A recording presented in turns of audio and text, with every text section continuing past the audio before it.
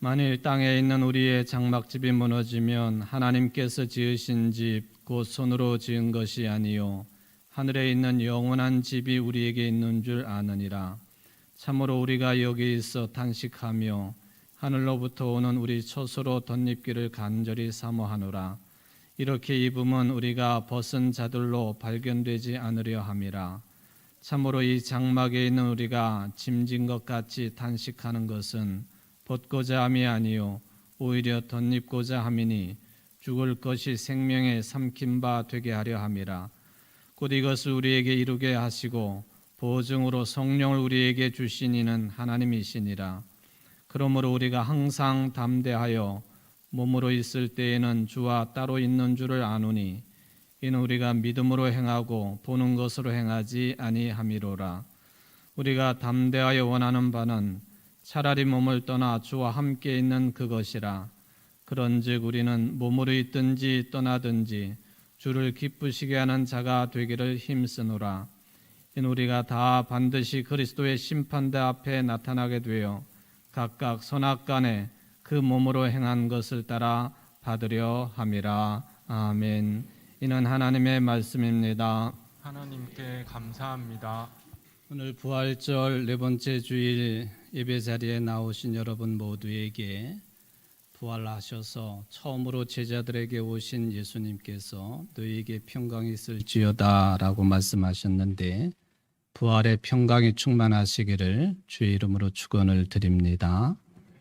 신약 성경을 보면은 사도 바울이 감옥에 있을 때에 쓴 편지가 몇 개가 있습니다. 에베소서, 빌립보서, 또 골로새서, 또 빌레몬서 이런 편지들이 옥중서신이라고 분류가 되고 있는 편지들이 되겠습니다. 그 중에서도 골로새서라고 하는 편지가 있는데 이 골로새 지방은 지금의 그 지진으로 고생을 하고 있는 튀르키예 중서부의 소도시였습니다. 바로 이 지역에서 살고 있는 그리스도인들에게 바울 사도가 감옥에 있으면서 편지를 썼습니다. 근데 바울이 생전에 이 골로새 지역을 방문한 적은 없었습니다. 따라서 골로새서가 바울이 직접 쓴 내용이냐 하는 것에 대한 논란이 있기는 하지만 대부분의 성경을 연구하는 학자들은 바울이 그 편지를 직접 썼다고 그렇게 판단을 하고 있습니다. 이 골로새 교회는 에바브로라고 하는 사람을 중심으로 탄생한 교회가 되겠습니다. 이 골로새서가 유명한 것은 예수 그리스도를 어떤 분으로 신앙 고백하느냐 할 때에 다른 편지, 다른 성경에서는 나타나지 아니하는 독특한 신앙 고백을 하는 것으로 유명합니다. 그게 뭐냐 하면은 우주론적인 기독론이라 그렇게 표현을 합니다. 말하자면은 예수 그리스도 그분이 누구이신가 할 때 그분은 우주 만물의 머리가 되시는 분이시다. 그렇게 골로새서에서 고백을 하고 있습니다. 그것을 줄여서 우주론적인 기독론이라 그렇게 표현을 합니다. 우리가 믿고 있는 예수 그리스도는 우주 만물의 머리가 되신다. 단순하게 교회의 머리만 되시는 분이 아니시라 우주 만물의 머리가 되시는 분이시다. 대단한 신앙 고백이라고 볼 수가 있겠습니다. 왜 이런 독특한 신앙 고백, 기독론을 언급을 했을까? 이 골로새 지역은 그 당시에 독특하게도 종교적으로 볼 때의 혼합주의적인 색채가 매우 강했습니다. 혼합주의적인 성격이 강하다, 이것저것 섞여 있다, 그런 개념이 되겠죠. 성경은 구약시대 때로부터 하나님을 믿는 신앙에 다른 신앙의 내용이 들어오는 것을 극도로 경계를 합니다. 섞이지 않도록 합니다. 순수함을 유지해야 된다고 무던히도 강조를 합니다. 유일신 종교의 특징이기도 하겠습니다. 혼합주의 성격이 가장 강한 종교를 들라 하면은 아마도 크게 보면은 인도의 힌두교가 혼합주의적인 성격이 매우 강합니다. 인도의 힌두교는 물건으로 표현하면은 스펀지와 같은 종교라 그렇게도 말을 합니다. 스펀지는 물을 잘 흡수하지 않겠습니까? 그러니까 모든 종교를 자기네들은 다 포용한다고 이야기를 하지만 우리 입장에서 보면 그것은 싱크레티즘입니다. 즉 혼합주의적인 성격입니다. 그래서 심지어는 시바 신의 10번째 부인이 누구냐 그러면 예수님의 어머니 마리아가 시바 신의 10번째 부인이라고까지 주장하기도 합니다. 턱도 없는 얘기고 또 뭐 어이가 없는 주장이기는 하지만은 저들 그 신의 손이 여러 개가 있잖아 이렇게 똑같은 것이죠. 또 하나 혼합주의적인 성격의 종교, 대표적인 종교를 들라 그러면 이란에서 시작한 종교 중에 바하이교라고 하는 종교가 있습니다. 바하이교. 이스라엘의 텔아비브에 가도 이 바하이교 성전이 굉장한 규모로 자리를 하고 있는 것을 볼 수 있고요. 인도 뉴델리를 가도 연꽃 모양의 바하이교 그 예배당이 크게 자리를 하고 있죠. 전 세계에 퍼져 있습니다. 우리나라의 대학 교수들 중심으로 이 바하이교 교인들이 많다고 하는 것은 익히 알려진 바입니다. 왜 그렇게 될 것인가? 바하이교의 교리라고 할 수는 없겠지만 저들의 경전 가운데 보면은 성경 말씀 중에 좋은 내용들을 다 취합을 합니다. 불경 가운데 좋은 내용도 다 취합을 합니다. 이슬람교 경전, 꾸란 가운데에서도 좋은 내용은 다 자기네 것으로 삼습니다. 스펀지와 같은 것이죠. 이런 종교를 혼합주의라고 그러는데 사도 바울 당시에 골로새 지역이 그런 색채가 강했습니다. 따라서 교회도 또 교인들의 신앙도 혼합주의적인 성격이 강했다라고 평가를 할 수 있습니다. 그런 상황 속에서 사도 바울은 골로새 교인들에게 너희들이 믿는 예수 그리스도는 우주 만물의 머리가 되시는 분이시라고 고백을 합니다. 어떤 차원에서 그런 고백을 했는지 좀 이해가 될 것입니다.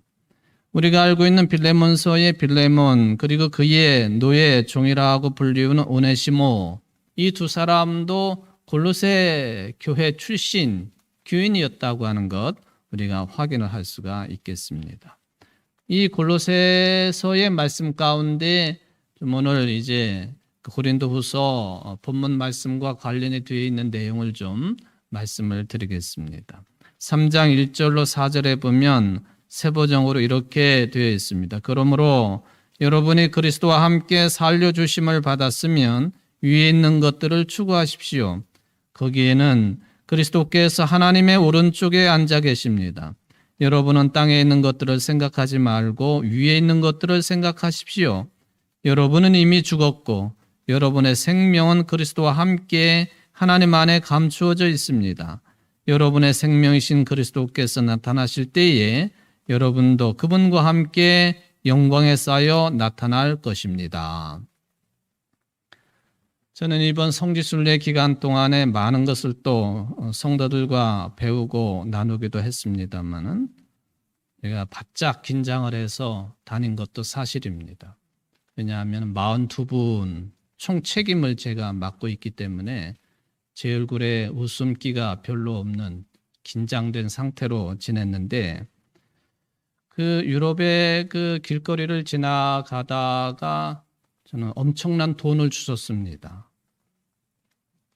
10센트짜리 2개. 한 번 10센트 줍고 또 며칠 뒤에 또 주셨어요. 경찰에 신고할 생각도 못했고 그냥 얼른 주워가지고 집사람한테 넘겨줬죠. 집사람은 큰 부자가 됐습니다. 20센트나 되었으니. 근데 제가 돈을 주었다 그러니까 제가 누구인지는 기억이 안 나는데 제 곁에서 그 이야기를 들은 어떤 교우께서 목사님은 땅만 보고 다니시는가 봐요. 그러시더라고요. 제 가슴이 얼마나 찔리는지 몰라요. 왜냐하면 골로새서 3장 이 말씀이 생각났기 때문에 땅의 것을 구하지 말고 위의 것을 구하라고 했는데 저는 계속해서 땅만 보고 다닌 목사가 된 꼴이 되고 말았습니다. 그래도 어쨌든 20센트를 구했습니다. 저는 골로새서 3장에 그런 유명한 말씀이 들어있단 말이죠. 그런데 우리가 그냥 들으면은 그런 내용인가 보다 하고 쉽게 받아들일 수 있는 것 같지만은 골로새서 3장 1절 이하의 내용 가운데 3절에 보면은 이런 말씀이 있지 않습니까? 이는 너희가 죽었고 너희 생명이 그리스도와 함께 하나님 안에 감추어졌음이라. 제가 좀 전에 세번역으로 읽어드렸는데요. 여러분은 이미 죽었고 여러분의 생명은 그리스도와 함께 하나님 안에 감추어져 있습니다 했습니다. 아니 우리에게 죽었다고 하니까 이미 죽은 분들이야 죽은 것은 사실이지만 이렇게 버젓이 숨쉬고 있고 먹고 마시고 일상생활에 임하고 있는 우리를 향해서 너희들은 이미 죽었다. 사도 바울이 그렇게 표현을 했습니다.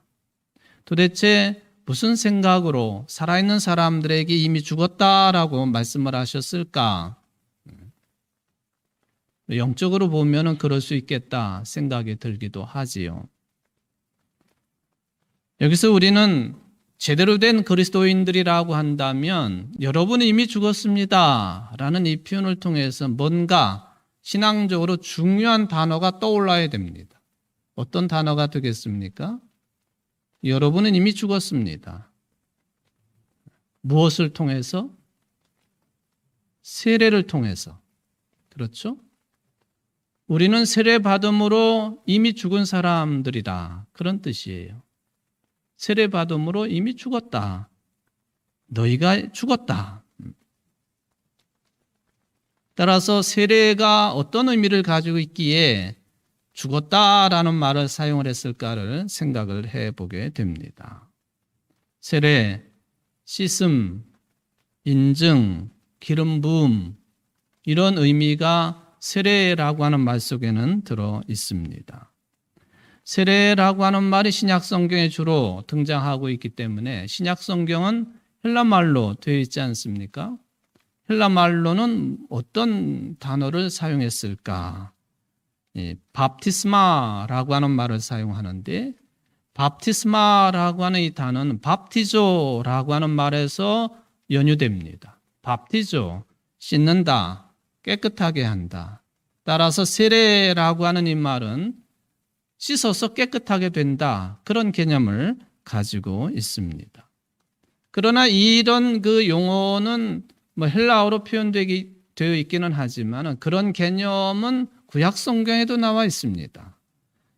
레위기서나 출애굽기 같은 데 보면은 모세를 통해서 하나님께서 이스라엘 백성들에게 정결 의식을 허락을 하셨는데 바로 이 정결 예법이 씻는 행위였습니다. 그래서 이스라엘 사람들은 이 정결 의식을 늘 준행을 해야 됩니다. 예수님의 제자들에게 사람들이 더러운 손을 가지고 뭘 하느냐, 씻지도 않고 뭘 하느냐, 다 이게 정결 의식에 해당되는 그런 기준이 있다라고 하는 것을 확인할 수가 있겠습니다. 대표적으로 보면은 이방 종교를 섬기다가 유대교로 개종하는 사람들이 있지 않겠습니까? 그건 지금도 마찬가지예요. 어떻게 하면 유대교인이 될 수 있느냐? 그 절차와 과정이 분명하게 나와 있습니다. 개종자에게 남성일 경우에 일단 할례를 베풀고 그리고 할례 상처가 나을 때쯤에 흐르는 물 가운데로 끌고 들어갑니다. 세워놓고 율법을 읽어주고 축도함으로써 유대교로의 개종이 이제 맞춰지게 되는 것이죠. 그리고 할례를 받아야 되고 상처가 아물 때쯤에 흐르는 물 속에 들어가서 씻어주는 거죠. 유대교인이 되는 것입니다. 이런 모습은 홍해 사건도 그렇게 해석이 될 수 있겠고요. 노아의 홍수 사건도 그렇게 해석이 될 수가 있겠습니다. 이것은 분명히 이 씻는다, 깨끗하게 한다라고 하는 개념에 구약적인 내용이라고 볼 수가 있겠습니다. 그러나 헬라어로 표현되어 있는 이 밥티스마, 씻는다라고 하는 이 개념은요, 단순하게 몸을 깨끗하게 한다고 하는 정결의식 차원에 머물러 있는 것이 아닙니다. 세례자 요한이 세례를 베푼 사람으로 유명하지 않습니까? 이 세례자 요한의 세례는 반드시 회개를 동반하게 되어 있습니다. 몸만 그냥 씻는다고 되는 게 아니에요. 회개를 동반해야 된다 하는 것입니다. 바로 회개 세례를 통해서 그리스도를 영접한다고 하는 준비적인 성격이 세례에 들어있다 하는 것입니다. 이것이 이제 구약의 정결 예식과 그리고 신약 성경의 세례 의식의 크나큰 차이가 된다라고 하는 것을 생각을 해볼 수가 있겠습니다. 특별히 사도 바울은 로마서나 골로새서 말씀 가운데 보면은 세례를 어떻게 받아들이고 있었느냐 하면은 세례는 그리스도와 함께 그리스도와 더불어서 옛사람을 장사 지낸다 라고 하는 영적인 의미로 해석을 하고 사용을 합니다. 뿐만 아니라 이 세례를 통해서 그리스도의 몸인 교회 공동체의 지체가 된다라고 하는 사실도 가르쳐 주었습니다. 그렇기 때문에 지금의 교회도 이러한 정신, 신앙을 계승을 하고 그리스도의 십자가와 부활의 구원을 경험하는 데 있어서 불가결한 것이 바로 세례입니다. 세례는 성찬과 더불어서 아주 중요한 거룩한 의식입니다. 세례와 성찬, 묶어가지고 성례라 그렇게도 부르고 있지요. 물론 마르틴 루터의 종교개혁 이전에 지금도 마찬가지지만 가톨릭에서는 7가지 성사를 진행하고 있지 않습니까? 우리 개혁교회는 다 인정하지 아니하고 성찬과 세례만 인정을 합니다. 2가지 성사라 그렇게 부르기도 합니다. 세례를 베풀 때에는 온 몸을 이제 물에 잠그는 그런 침례가 있을 수 있겠고 또 손에 물을 묻혀서 기도를 끝낸 물에다가 손을 담가서 세례받는 사람 머리에 얹고 세례를 베푸는 그런 정례라고 부르기도 하는데 이것이 있을 수 있겠고요. 그리고 세례받는 사람의 머리에 그릇에 물을 담아가지고 쏟아붓는 그런 관수례, 크게 보면은 세례의 방법이 3가지로 구분이 될 수가 있겠습니다. 우리 교회는 그 중에 2번째를 채택을 하고 있는 교회죠. 대부분의 장로교회가 그렇습니다. 물을 손에다 묻혀서 머리에 얹고 세례를 베풉니다. 저는 그 중에서도 세례받는 사람들 이마에 세례를 베풀 때 십자가를 3번을 긋습니다. 상징적인 의미가 되겠지만은 성부, 성자, 성령의 이름으로 세례를 주노라. 그렇게 세례를 베풀지 않습니까? 이게 세례의 방법이 되겠습니다. 어쨌든 이 세례라고 하는 것은 우리 믿는 자들, 그리스도인들의 영적인 실존을 가리키는데 아주 중요한 내용입니다.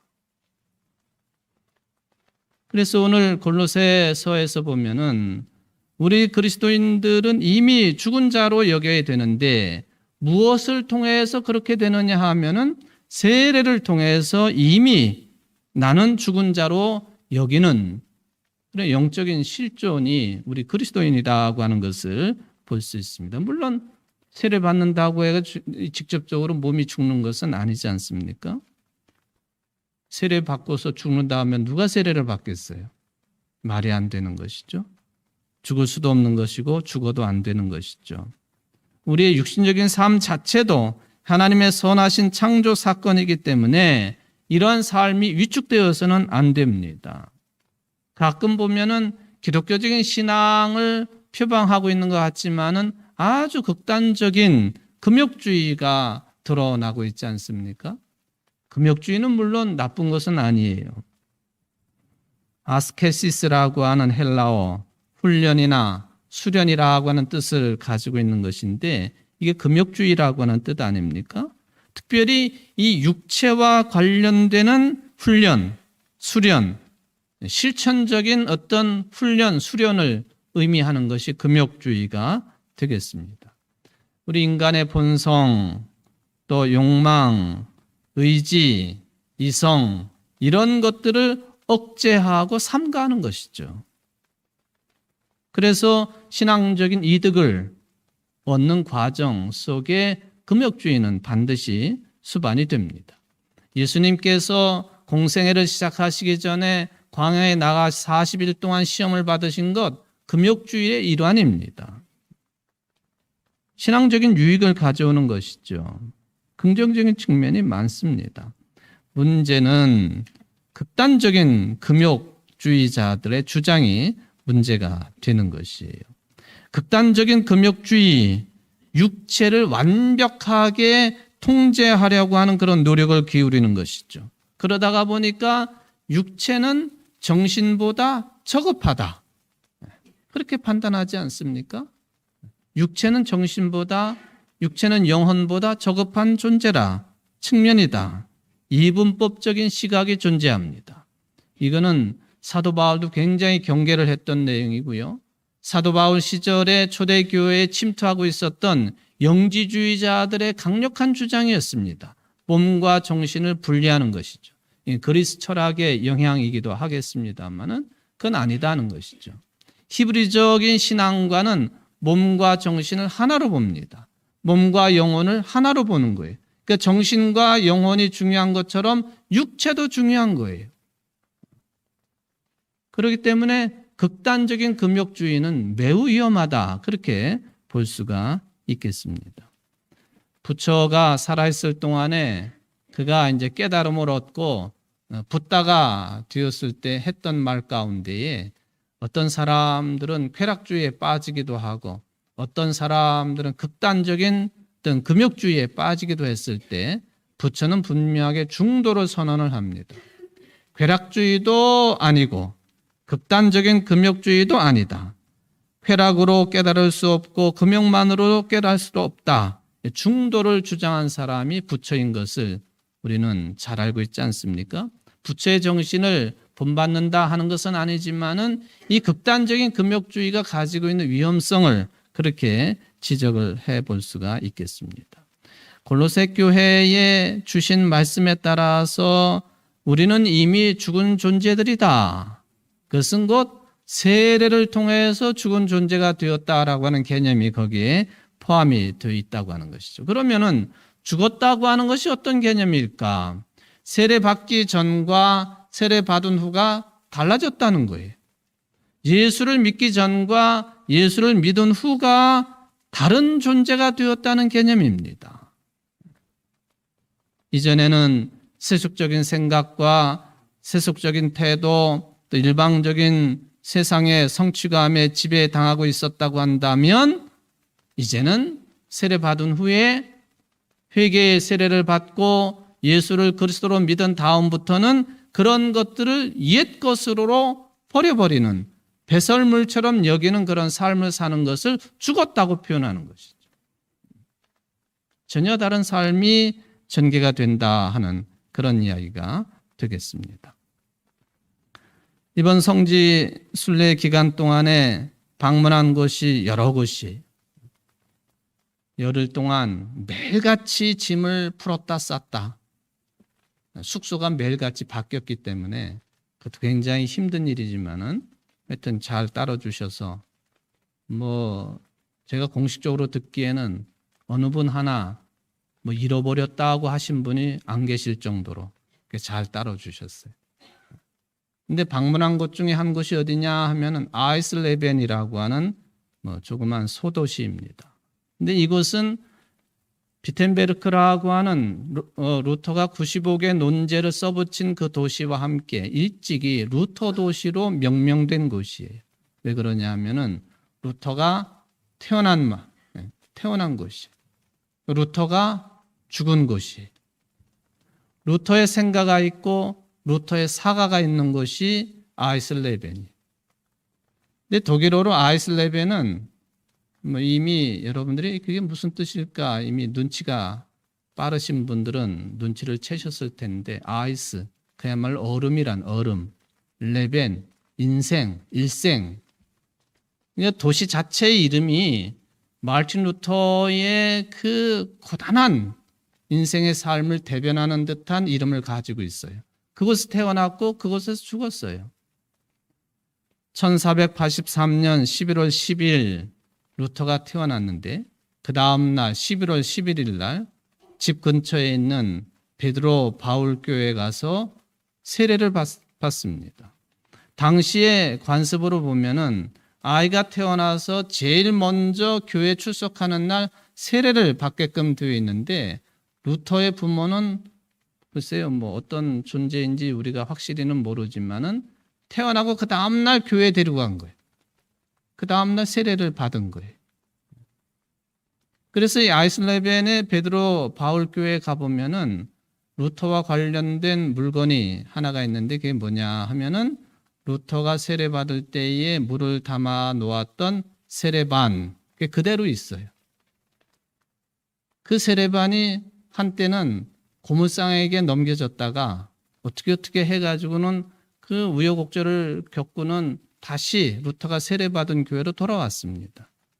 사진을 보시면은 이 세례대에 저렇게 세례반, 세례쟁반이죠. 물 담아놓는 쟁반인데 저렇게 올려져 있지 않습니까? 원래 세례대가 하나로 되어 있는 게 있었는데 저렇게 세례반만 돌아왔고 세례대는 사라진 상태입니다. 저 돌로 된 세례대는 나중에 저기에 맞춰서 만들어 놓은 것이라고 볼 수가 있겠습니다. 저 세례반에 물 담겨 있는 물로 루터가 세례를 받았습니다.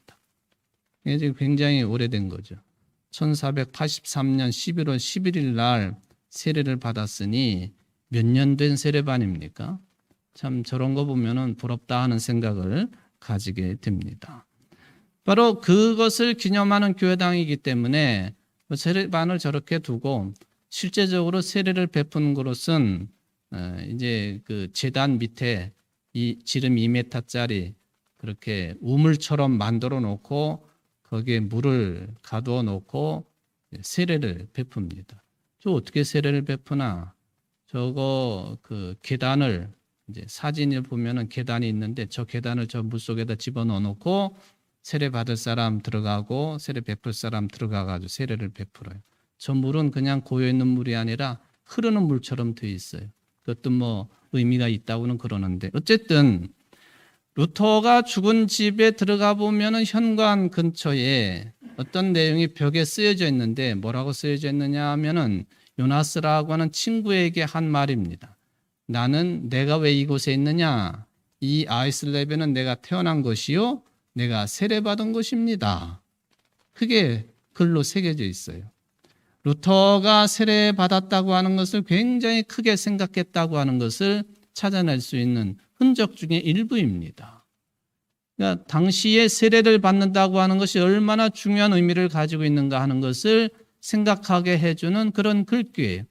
내가 아이슬레벤에 있는 것은 내가 이곳에 태어난 것이고 그리고 내가 세례받은 것입니다. 여러분들 혹시 세례받으신 분들이 대부분이실 터인데 언제 몇 월 며칠에 몇 년 몇 월 며칠에 어떤 목사님의 집례로 세례를 받았나 다 기억하고 계시죠? 모르세요? 남의 일이에요? 저는 고등학교 2학년 때 세례를 받았는데 여기 예배를 드리고 계시는 김득수 권사님과 같은 날 세례를 받았어요. 서도선 목사님 집례로 세례를 받고 세례 받은 사람만 신학대학을 갈 수 있기 때문에 신학대학 추천을 받고 신학대학에 입학을 했습니다. 세례를 받은 날은 제2의 탄생이죠. 기억해야 되는 거예요. 여기 루터가 1483년 11월 11일 날 세례를 받았는데 그게 그대로 남아있잖아요. 여러분들 우리 교회 세례를 받으셨으면 1953년도부터 남아있는 세례 명부에 여러분들 이름이 들어있습니다. 유아세례, 견신예도 다 들어있습니다. 중요한 근거가 되기 때문에 그런 것이죠. 그런 차원에서 우리는 세례에 대해서 다시 한번 생각해 볼 필요가 있습니다. 왜 세례의 방식이 다 다를까? 교파마다 세례에 대한 생각이 왜 다를까? 뭐 그런 생각이 들 수가 있겠죠. 우리는 세례자 요한이 예수님에게도 세례를 베풀었고 당신을 찾아오는 수많은 사람들에게 요단강가에서 세례를 베푼 것을 기억을 하고 있는 사람들이죠. 또 신앙으로 받아들이고 있는 사람들입니다. 물론 제세례파라고 하는 사람들은 유아 세례를 인정하지 아니하고 자신의 신앙 고백으로 이거는 중생의 체험을 한 사람만이 세례를 받아야 된다라고 주장을 하는 제세례파가 있죠. 이게 스위스의 쭈리에 가보면은 쯔빙글리가 종교개혁을 일으켰는데 그 제세례파를 주장하는 사람들이 종교개혁가들과 이게 대결을 벌입니다. 저들이 약세였기 때문에 종교개혁가들로부터 또는 가톨릭으로부터 모진 핍박을 받고 그 쭈리를 흐르고 있는 강물에 던져져서 익사당하기도 하고 화형당하기도 하고 수많은 사람들이 제세례파 사람들이 처형당한 것을 우리는 기억을 하고 있기도 합니다. 이런 사람들 때문에 태어난 지 8일 안에 세례는 무조건 받아야 된다. 쭈리 시의 그게 하나의 시 방침이었습니다. 그리고 무자격자에 의한 설교, 예배인도 금지를 결정합니다. 이게 제세례파 사람들의 주장, 또 이것이 급속하게 확산이 되기 때문에 있었던 어떤 제재라고 볼 수가 있겠습니다. 그런데 세례자 요한은 단지 물 세례를 주었지만은 그런데 마가복음에 보면은 예수님은 성령 세례를 주시는 분이시다라고 규정을 해 놓았습니다. 그것을 의미하는 것처럼 예수님께서 세례자 요한으로부터 세례를 받으실 때 하늘로부터 비둘기 같은 성령이 임하셨다 하는 그런 기록을 남겨 놓았습니다. 비둘기 같은 성령이라 무슨 왕을 상징하는 우리나라 같으면은 봉황도 아니고 또 뭐 황제를 상징하는 독수리도 아니고 비둘기 같은 성령이라.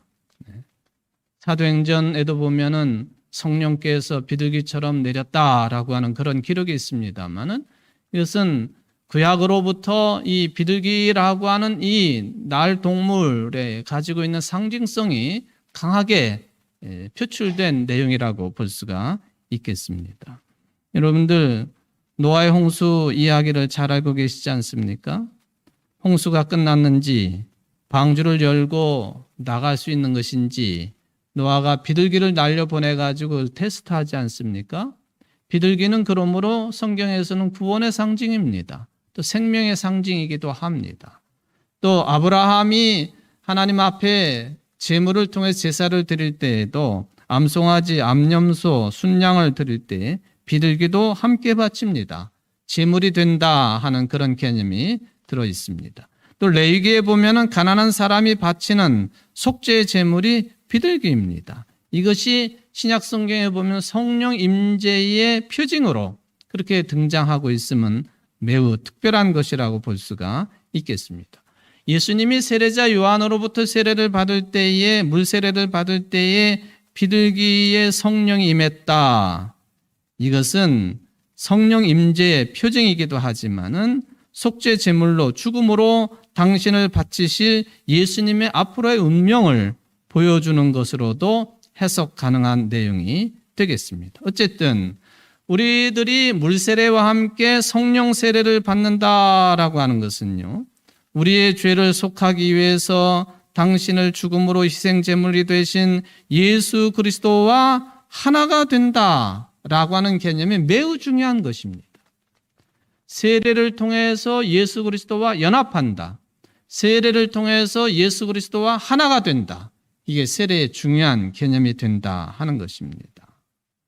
이처럼 세례라고 하는 것은 그리스도와의 연합이 중요한 의미이고 또 더 넓게 이야기하면은 다른 세례 받은 사람들과 연합을 상징하고 있습니다.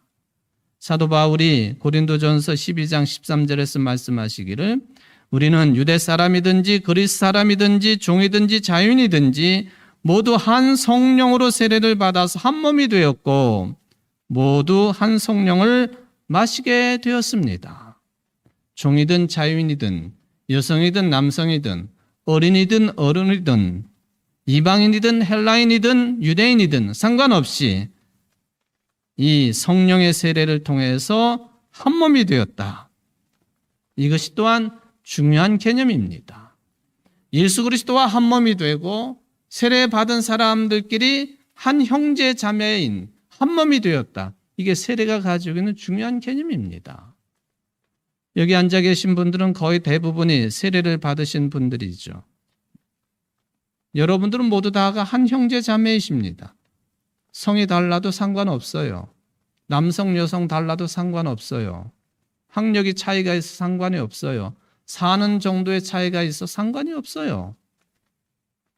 세례교인으로서 예수 그리스도와 하나가 되었고 우리 세례받은 사람들이 모두 다가 하나가 되었다. 그런 차원에서 골로새서에서는 세례는 신앙적인 의미상 죽는 것이라고 하는 표현이요. 세례는 죽는 것뿐만 아니라 사는 것이다 라고 하는 개념을 함께 가지고 있습니다. 마치 예수님께서 죽으셨다가 다시 사신 것처럼 세례를 통해서 우리 믿는 사람들은 죽었다가 부활의 생명으로 다시 사는 것이다. 그것이 골로새서에 보면은 하나님 가운데 은폐되어 있다. 왜? 부활의 생명은 아직 온전히 이루어지지 않았기 때문에 은폐된 것으로 그렇게 표현을 해놓고 있는 것이죠. 이만큼 세례가 가지고 있는 의미가 중차대한 의미를 가지고 있다. 우리는 이 세례의 개념을 어디까지 가지고 있는가 하는 것을 생각해 볼 필요가 매우 강하다 하는 것을 우리는 생각을 해야 될 것입니다. 감추어져 있지만 언젠가 온전한 생명으로 부활의 삶을 살아갈 수 있는 우리들이기 때문에 골로새서의 이 말씀은 의미심장한 말씀이 되겠습니다. 바로 그리스도인의 생명이 그리스도와 함께 하나님 안에 감추어져 있다고 하는 그런 표현이 되겠습니다. 아직 부활의 생명에 들어가지 못해서 온전한 생명의 삶을 살지 못하고 있기 때문에 하나님 가운데 감추어져 있는 생명의 삶을 우리가 살고 있다 하는 그런 표현이 되겠습니다. 오늘 고린도후서 본문에 보면은 이런 말씀이 있습니다. 그러므로 우리는 언제나 마음이 든든합니다. 우리가 육체의 몸을 입고 살고 있는 동안에는 주님에게서 떠나 살고 있음을 압니다. 우리는 믿음으로 살아가지 보는 것으로 살아가지 아니합니다. 우리는 마음이 든든합니다. 우리는 차라리 몸을 떠나 주님과 함께 살기를 바랍니다. 그러므로 우리가 몸 안에 머물러 있든지 몸을 떠나서 있든지 우리가 바라는 것은 주님을 기쁘게 해드리는 사람이 되는 것입니다. 이미 세례를 받아서 그리스도와 함께 되어서 옛사람이 죽어버린 우리들, 앞으로 부활의 생명체로 들어가서 지금은 은폐되어 있지만 올 부활의 생명을 통하여 예수 그리스도와 함께 된다고 하는 것, 이 골로새서가 말씀했고 또 고린도후서는 그것을 좀 더 구체적으로 말씀을 해 주었다고 볼 수가 있겠습니다. 우리가 몸 안에 머물러 있든지 몸을 떠나서 있든지 우리가 바라는 것은 주님을 기쁘게 해드리는 사람이 되는 것입니다. 이게 신앙의 아주 중요한 차원입니다. 이러한 차원의 삶을 살아가는 사람은 내 인생이 이만큼이면 완성되었다 하고 잘난 척하지 않습니다. 또 내 인생의 현실 때문에 허무에 떨어지지도 않습니다. 인생을 자학하지도 않습니다. 교만하지도 않고 주눅이 들지도 않습니다. 한편으로는 늘 부족하다는 사실을 인정하면서 한편으로는 늘 기쁨 충만하게 살아갈 수 있는 존재입니다. 그래서 아무리 자랑거리가 많아도 도취되지 않고 아무리 불행한 상황에 떨어져도 불행하다고 여기지 않습니다. 이런 신앙적인 태도를 바울은 스스로 자족하는 삶이라 표현했습니다. 또한 복된 죄인의 삶이라고 표현할 수도 있겠습니다. 여기서 중요한 점은 예수 그리스도와 함께라는 사실입니다. 세례를 통해서 내가 예수 그리스도와 하나가 되었고 예수 그리스도와 연합이 된 예수 그리스도와 함께 살아가는 존재가 되었다. 과거를 버리고 현재의 삶을 미래에도 예수님이 부활하신 것처럼 온전한 생명의 세계로 들어갈 것이니 예수 그리스도와 함께인 삶입니다. 여러분, 여러분이 혼자라는 생각이 들 때가 있으십니까? 나 혼자서 이 엄청난 운명을 버텨낸다고 생각하십니까? 그게 아니에요. 죽으셨다가 부활하신 예수님과 여러분 함께 계시는 분들입니다. 이게 큰 축복이에요. 큰 은혜입니다. 그렇기 때문에 마태복음 마지막 절인 28장 20절 부활의 주님께서 제자들에게 이런 약속을 하십니다. 볼지어다 내가 세상 끝날까지 너희와 항상 함께 있으리라. 여러분의 생명이 온전한 상태에 이르기까지, 여러분의 생명이 온전한 상태인 부활의 상태에 이르기까지 예수님께서 항상 함께 하신다고 약속하십니다. 사랑하는 성도 여러분, 여러분의 삶이 얼마나 힘들고 어려우십니까? 어쩌면은 마취제를 맞지 않으면 살아낼 수 없을 정도로 살아내는 것이 힘든 것이 사실일 것입니다. 그러나 힘을 내십시오. 보십시오. 예수님께서 세상 끝날까지 여러분들과 함께 하십니다. 죽을 때까지, 아니 죽음 이후에도 예수님은 부활하신 분으로 여러분들과 함께 하십니다. 이게 믿음이에요. 이런 믿음이 여러분들에게 충만하시기를 주의 이름으로 축원을 드립니다. 사랑의 하나님 아버지, 차라리 몸을 떠나 주님과 함께 있기를 바랬던 사도 바울의 심정을 이해는 합니다. 그러나 사도 바울이 고린도 교인들에게 보낸 편지 중에 우리는 이미 죽은 사람들입니다. 세례를 통해 죽은 사람이 되었고 또한 세례를 통해서 부활하신 주님과 일치를 이루었고 연합한 자가 되었고, 그래서 주님이 함께 하시는 삶을 우리가 이 어려운 때도 힘든 때도 억울한 때에도 눈물 많은 때도 살고 있음을 신앙 고백했습니다. 이 신앙 고백이 청주 제1교회 모든 성도들의 강력한 무기가 되게 하시고 강력한 신앙 고백이 될 수 있도록 축복하여 주옵소서. 예수님의 이름으로 간절히 기도합나이다. 아멘.